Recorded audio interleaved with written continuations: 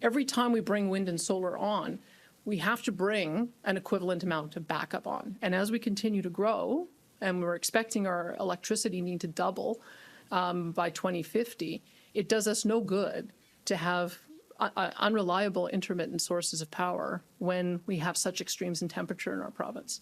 I was very heavily struck by this when I watched what happened in Texas. When Texas had their power grid fail, and they have a very similar structure of their market as we do, 346 people died. Like, this is life or death in a province like ours, which is why, ideological arguments aside, we have to make sure that reliability and affordability are number one. We can reduce emissions too, but we have to make sure that we're doing it in a balanced way. We put together with our deputy ministers, and my deputy minister of energy is here as well. He's been leading our discussions with the federal government.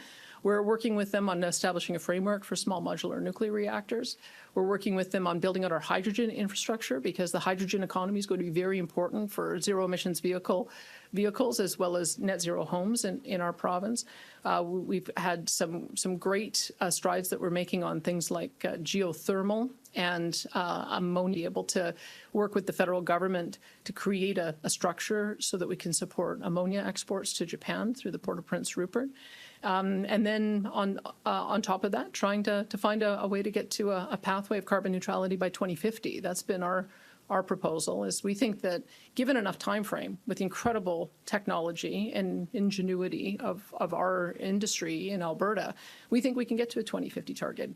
The dispute I have with the federal government is they want to speed up a timeline that is unrealistic and unachievable. And when you have an unachievable and unrealistic time frame, it's not an emissions reduction policy. It's a shut-in policy. It's a policy demand that would require us to shut in our production.